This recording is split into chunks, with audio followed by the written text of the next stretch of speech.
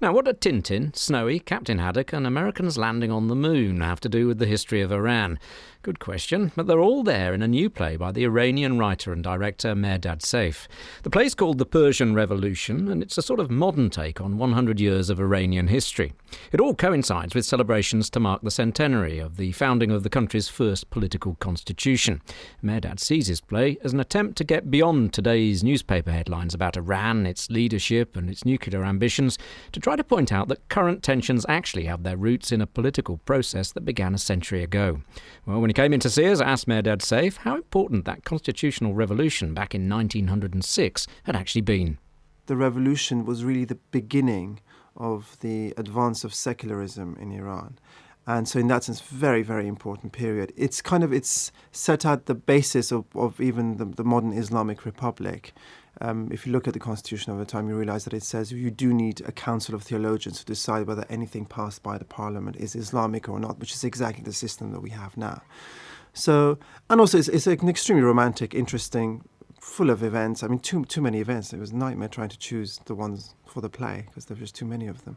So there's still a relevance in your mind to what happened in 1906. Iran, the first to have a parliamentary democracy or to set up a democracy in the Middle East. You still see a very vital link to today. Absolutely. I mean, the same kind of debates are going on. They started then, basically. What's the role of Islam in a secular democracy? Does Islam have to be outside the state? The constitution was a more or less a copy of the Belgian constitution, which came from a Christian country. So all the values that came with it was kind of secular values that had grown out of a dialogue with Christianity. So that created complications, a complication which still exists to this day. We still haven't been able to create a secular state in Iran. Islam is put on an equal par with every other religion. Everyone is suddenly declared free. There is no moral authority left in the country. Since when has man been able to determine his own destiny?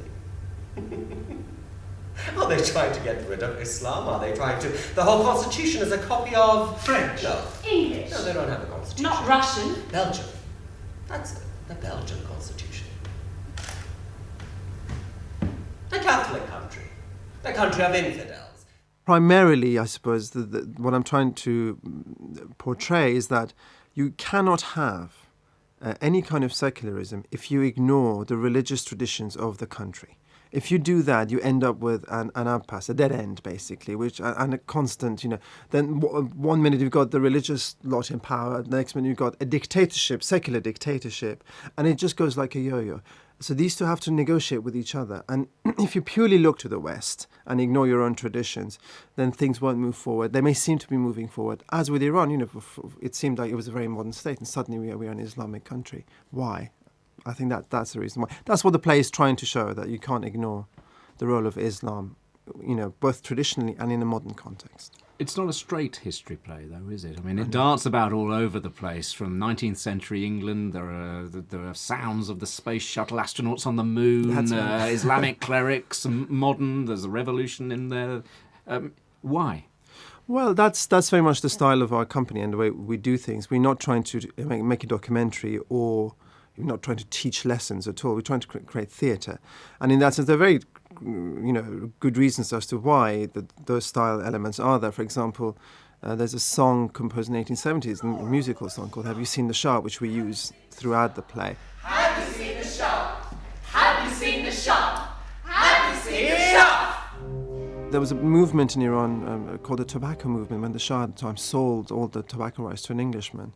And that was really the beginning of this social movement. So using the song, which was for the Shah of the time, is an element of referring to that. We use Tintin, for example, going to the moon and then landing in Persia, and it's the American missionaries who are landing in Persia. So those are kind of stylistic elements to sort of connect the present to the past without turning into a kind of lecture, so to speak. 10 minutes to go.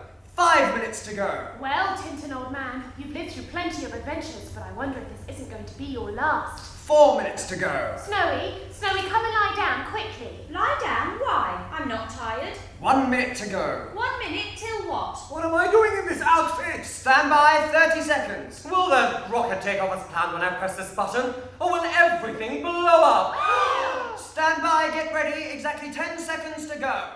Well, a lot of the theatre critics who've seen your work, I mean, this is the fifth production. Your company's celebrating its 10th anniversary. Yes. The theatre critics see you as tackling the way that Iran is often misrepresented, or I presume you see that Iran is misrepresented in the West.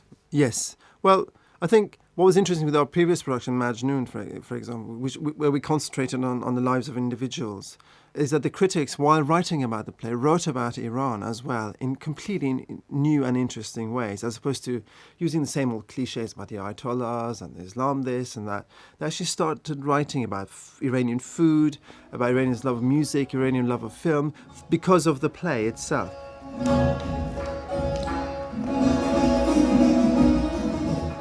What about British reactions? How do they take to the plays about a subject like this, which a lot of them might not know about? Yes, no. Well, I think that's one of the challenges of how does one write a play like this, which becomes accessible to a British audience. It's a very important challenge one has to meet.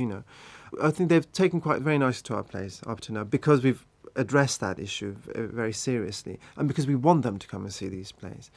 So the theatricality, the light touches, the lightness of it is very, very important. Some people said that it's so nice to see Iranians laugh at themselves. Great. Well, what do you think of it, Captain Haddock? What on earth is that?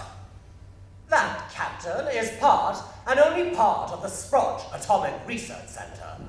An atomic research center in this land of savages? Any chance of maybe one day taking the productions to Iran? I know you left Iran in your teens, I think. Yes. Could you take a production like this back to... This one I haven't written with the view of taking it to Iran, but I would love to. And I think the theatre scene there is very exciting anyway. Mehrdad Seyf and his play The Persian Revolution continues its run in London until October the 14th.